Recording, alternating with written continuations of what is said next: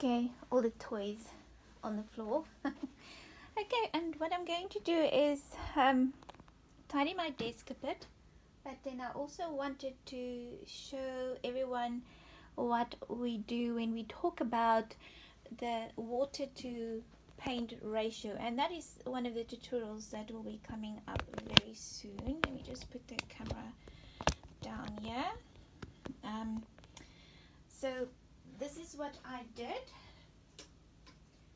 I created a pigment to water ratio chart, and this is just my normal Stillman and Burn little sketchbook that I have.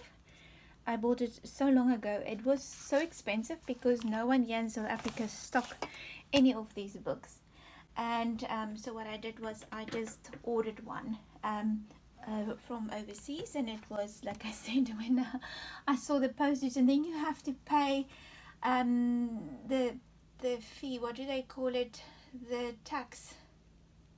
Anyway, that tax that you have to pay. I'm going through a little bit of brain fog lately because the doctor put me on some uh, menopause gel, hormonal gel. So yes, I'm going through early menopause. So I have a little bit of things that I have to deal with, which I think most women have to deal with sometime in their life. It's either, hormones, or then it's this, then it's that, and whatever. Anyway, but what I wanted to do was just talk about the pigment to water ratio with my beginners, especially because on Patreon most of the students are beginners in watercolor. So this is a very fun study to do, and I'm going to do at least a few of these every now and again, because I think it's very important to talk about, little things that we talk about in watercolor, and not everyone knows what it is. You might have seen it in other videos as well, but I thought because of Patreon, I want everything for beginners underneath in the index line, underneath there, so that they can look from the beginning what we talk about, what colors I use, what paper I prefer, etc, etc. So I just thought, etc, etc. My husband said to me the other day, what is this new etc, etc, etc? I said, well, I don't know. Anyway, I talk about, yes, just in case I missed something, so someone knows exactly what I'm talking about, yet no one knows what I'm talking about. But anyway, so we have like our normal weather patterns here in Cape Town. So some days when I shoot a video and then the next day I come back to add something on, there are days where it's cloudy, super cloudy, and then some days it's super sunny, and then all of a sudden it's like rainy and just cold. And this is exactly what is happening this time of the month. And I live very near Cape Town, and I think we have the weirdest weather. I think you have like 4 seasons in one day at different times, different hours. Like, you cannot go to Cape Town without a jacket, but you cannot dress in a warm jacket only. You have to dress in between. You have to make sure that you can take your jacket off. You have to make sure that you can adjust your clothing accordingly.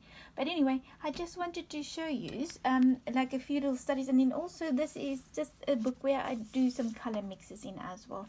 So it's very nice to have these books for studies and stuff. And then what's coming up as well is I just painted soft rose petals that I'll talk about with later. Today we're going to talk about pigment to water ratio. It's something that I talk about often. I normally say, look at my palette, look how watery it is. It's very, very watery, or it's very thick, or it's a little thicker than normal. It's more creamy, it's more buttery. You'll also hear a lot of watercolor artists talk about this, and it's very important that you just familiarize yourself with this. For instance, you need a very buttery mix or a very thick consistency with very little water. I might be talking about cream and butter.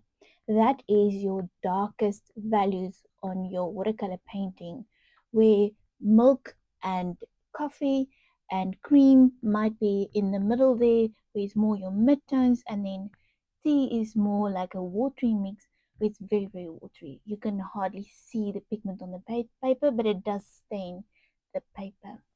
And what I did was I just used this stencil to create these round little circles to make it easier, but you can also just use a normal flat brush just to practice it.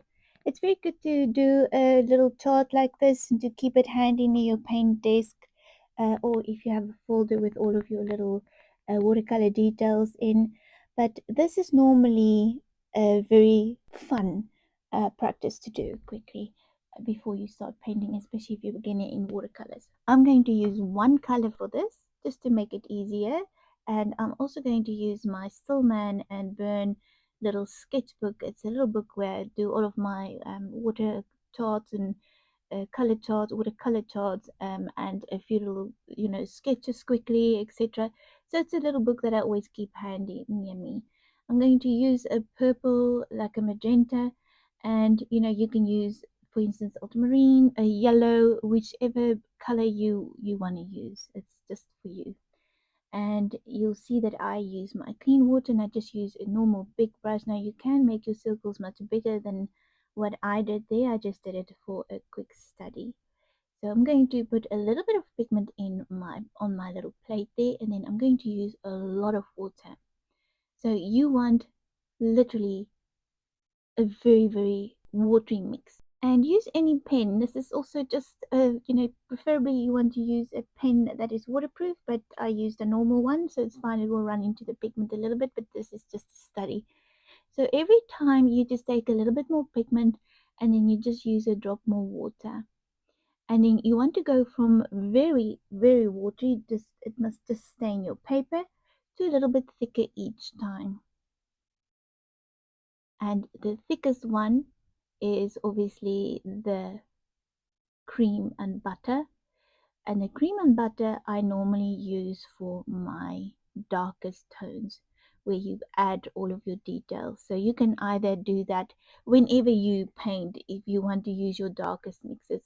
I normally do first a watercolor wash, and then I move on to the either the midtones and then to the buttery mixes. But sometimes I will go in and just add in the darkest values first and then go to a lighter value. So you can see the cream is quite thick. It's already much thicker than the milk. And then I'm going to literally just pick up the pigment on my brush. Now this is very important, and you can use this for adding in your driest and darkest mixes. And with this, you don't water it down at all. And it's also very opaque. And this is the pigment to water ratio. It's a very fun practice, and if you're a beginner in watercolor, I suggest you do one for yourself. It'll just make it easier whenever we talk about pigment to water ratio. I hope this helps you, and I will be back with some more tutorials and fun studies.